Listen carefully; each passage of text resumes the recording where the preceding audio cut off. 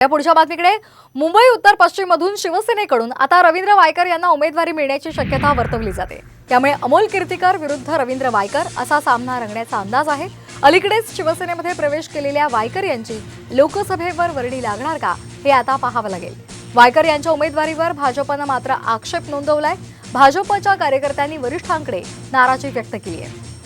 तर आपण पाहूया त्याची महत्त्वाची बातमी। मुंबई उत्तर पश्चिम मधून वायकरांना उमेदवारी मिळणार का हे पाहणं महत्त्वाचं ठरणार आहे, कारण शिवसेनेकडून आता रवींद्र वायकरांना उमेदवारी मिळण्याची शक्यता वर्तवली जाते आणि त्यामुळे अमोल कीर्तीकर विरुद्ध रवींद्र वायकर असा सामना रंगण्याचा अंदाज आहे।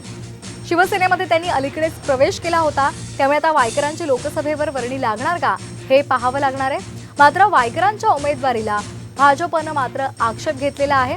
भाजपनं कार्यकर्त्यांची वरिष्ठांकडे नाराजी व्यक्त केली आहे। या संदर्भात अधिक माहिती घेऊयात आमचे प्रतिनिधी सूरज मसूरकर यांच्याकडून। सूरज, काय अधिकचे अपडेट्स?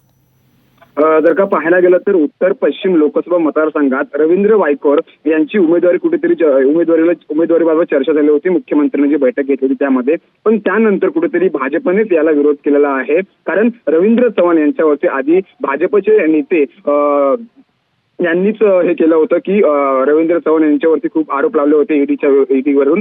त्यावरती आता भाजप कार्यकर्त्यांमध्ये नाराजीचा सूर आहे की जर का रवींद्र वायकर यांना उमेदवारी दिली तर कुठेतरी प्रचार करताना अडचण निर्माण होऊ शकते, अशी जी नाराजी भाजपच्या कार्यकर्त्यांनी वरिष्ठांकडे केलेली आहे। जर का अमोल कीर्तनविरोधात प्रचारात भाजपची कोंडी होण्याची शक्यता आहे अशी देखील भीती भाजपच्या कार्यकर्त्यांनी वरिष्ठांकडे व्यक्त केलेली आहे। त्यामुळे आता रवींद्र वायकर यांना उमेदवारी मिळणार का की त्या ठिकाणी दुसरा कोणता उमेदवार उभा करतील हे पाहणं आता महत्त्वाचं आहे।